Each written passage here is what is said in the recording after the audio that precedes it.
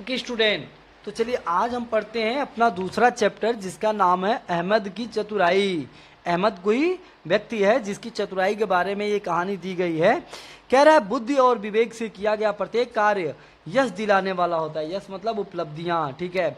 बुद्धि और विवेक, बुद्धि मतलब ज्ञान से, विवेक मतलब कौशलता यानी कि चालाकी से किया गया प्रत्येक कार्य यश दिलाने वाला होता है। इसी को लोग प्रदर्शन मानते हैं। कहा भी है प्रत्येक प्रश्न का उत्तर उसके आसपास ही होता है। यानी कि हमारे मन विचार भाव में जितने भी प्रश्न उठते हैं, अगर हम चतुराई के साथ, बुद्धि के साथ, विवेक के साथ अगर उसका गहन करें तो उसका जो जवाब होगा उसके आसपास ही होगा। कह रहा गजनी के राजा मोहम्मद एक दिन टहल रहे थे। उनके साथ बुद्धिमान अहमद हुसैन भी थे। अहमद के बारे में ये कहानी है, अहमद की चतुराई। और वो किसके साथ थे? राजा गजनी के साथ। गजनी के राजा मोहम्मद एक दिन टहल रहे थे। उनके साथ बुद्धिमान अहमद हुसैन भी थे। अहमद के बारे में प्रसिद्ध था कि वो किसी भी मनुष्य के दिमाग में क्या है यह देख सकते थे। यानी कि अहमद इतने चतुर थे कि वो किसी भी मनुष्य के मन में क्या चल रहा है, दिमाग में क्या चल रहा है, उनके चेहरे को देखकर ही वो जान सकते थे। राजा ने उनकी शक्ति का प्रदर्शन अहमद से चाहा। राजा ने क्या किया? उनके शक्ति का प्रदर्शन, यानी कि जो भी उनके पास ज्ञान था, बुद्धि था और जिसके लिए वो फेमस थे, उसके लिए उनका क्या एग्जाम लेना चाहा कि भाई देखते हैं कि क्या अहमद जिसलिए प्रसिद्ध है वो काम कर पाता है कि नहीं। अहमद ने अपने आसपास इस तरह की किसी भी शक्ति के होने से इनकार कर दिया। अहमद ने कहा भाई मेरे पास ऐसी कोई शक्ति है ही नहीं। राजा ने कहा कि भाई ये काम करो, तुम प्रदर्शन करो, यानी कि दिखाओ कि तुम चालाक हो, तुम बुद्धिमान हो, तुम विवेक हो और तुम किसी के भी मन के बात को पढ़ सकते हो। तो राजा ने क्या, अहमद ने क्या कहा कि आपके पास इस तरह की किसी भी शक्ति, अहमद ने अपने आसपास इस तरह की किसी भी शक्ति के होने, भाई अहमद ने साफ कह दिया कि मेरे पास ऐसी कोई बुद्धि नहीं है, ऐसी कोई शक्ति नहीं है। मोहम्मद ने उनकी विशेष योग्यता को देखने के लिए तरकीब लड़ाई। भाई अब राजा क्या थे? इच्छुक थे। वो तो जानते थे कि भाई अहमद क्या कह रहा है, अपने आप को बचा रहा है, लेकिन उन्होंने क्या सोचा कि चलो एक तरकीब लड़ाते हैं, एक तरकीब निकालते हैं जिससे हम अहमद का क्या, जो हमारे चतुराई है उसकी, तो वो जो शक्ति है चतुराई की वो देखा जा सके। एक दिन राजा ने अहमद को पुकारा, अहमद। हाँ जी, अहमद बोल पड़ा। राजा ने कहा अहमद, तो अहमद जी ने कहा कि हाँ जी। अहमद बोल पड़ा। राजा ने दूर दिखाई पड़ रहे एक आदमी को और इशारा करते हुए कहा, तुम्हारी समझ में वो आदमी कौन है? बढ़ई, उसका नाम क्या है? मेरी तरह अहमद। मैं हैरान हूँ, उससे अभी अभी कुछ खाया है। हाँ, कुछ मीठा। राजा ने उस आदमी को बुलाया, पूछने पर पाया सही बातें सही थी। भाई राजा ने क्या किया? राजा ने कहा कि भाई देखो वो एक आदमी खड़ा है सामने। इस आदमी की बात कर रहे थे, ये जो हमने पिछला अभी पढ़ा था, ये आदमी जो खड़ा था ना, ये इसके बारे में बात किया जा रहा है कि ये जो आदमी खड़ा है ये कौन है?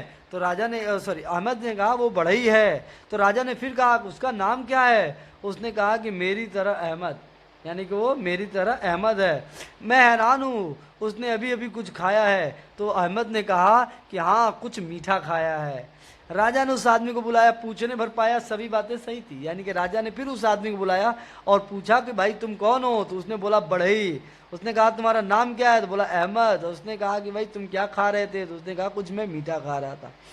राजा ने अहमद से कहा तुमने अपनी योग्यता को प्रदर्शित करने से मना कर दिया था, साथ ही बड़ी चतुराई से अपनी आध्यात्मिक शक्ति को छिपाए रखा, पर क्या तुम्हें मालूम है कि मैंने जबरदस्ती तुम्हारी योग्यता का प्रदर्शन देख लिया?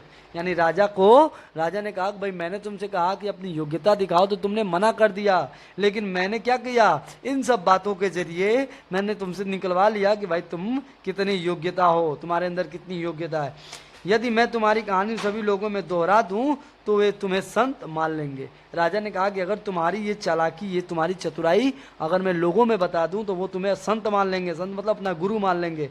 अहमद बोले मैं यह मानता हूं कि मैं आदमी के दिमाग को पढ़ सकता हूं, लेकिन जब मैं यह करता हूं तब आदमी बिल्कुल नहीं जान पाता है। मेरा स्वभाव है। मैं तुच्छ उद्देश्यों के लिए यह सब नहीं करता, इससे मेरे रहस्य अछत रहते हैं। अहमद ने कहा कि मैं ये छोटे छोटे चीज़ों को लो, ये तरकीब, ये प्रदर्शन दिखाने के लिए ये सब चीज़ें मैं नहीं करता हूँ। ये मैं तभी कर पाता हूँ जब आदमी को पता ही नहीं चलता है और मैं धीरे से क्या कर लेता हूँ, उसके बारे में जान जाता हूँ। राजा ने पूछा क्या तुम यह मानते हो कि अभी अभी तुमने अपनी वह शक्ति प्रयोग की थी?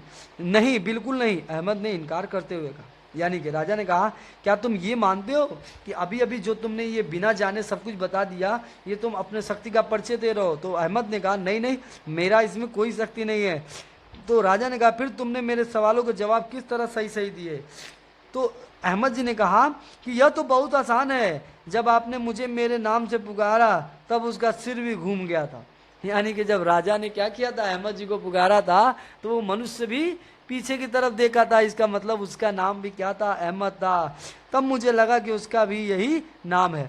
तभी मैंने अंदाजा लगाया कि वो व्यक्ति जंगल में है और उन पेड़ों को देख रहा है जो बढ़ई के काम आ सके। यानी कि अगर वो जंगल में खड़ा होकर क्या देख रहा है, पेड़ों की तरफ देख रहा है, मतलब वो बढ़ई है, लकड़ी के बारे में बात कर रहा है, वो बढ़ई ही होगा। तभी उसने कोई मिठाई खाई थी, क्योंकि वो अपने मुंह के इर्द गिर्द मंडराती मक्खियों को भगा रहा था। यानी कि अहमद को कैसे पता चला कि वो मीठा खाया है? क्योंकि उसके मुंह के अगल बगल क्या थी, मक्खियाँ भिन भिना रही थी। और मक्खियाँ कहाँ भिन भिनाती हैं, मीठे के ही ऊपर। राजा भी अहमद की बुद्धिमत्ता का लोहा मान लिया। लोहा मान लिया मतलब कि पूरी तरह से कंटस्ट हो गया कि हाँ भाई ये बहुत ही बुद्धिमान है। वास्तव में अहमद की पारखी नज़र और हाजिर जवाबी का पूरे देश में कोई सानी नहीं था। ठीक है, तो इससे क्या मिला कि अगर हम अपनी ध्यान को क्या करें, एकाग्रता करें, अपने ध्यान को, अपने नज़र को एकाग्रता करें और अपने मन में उठने वाले सवाल को अपने अगल बगल ही खोजें, तो उसका जवाब मिल जाएगा और हम सभी क्या होंगे, अहमद की तरह चालाक और चतुर हो जाएंगे। तो मिलते हैं अगले पार्ट में अगले कहानी के साथ।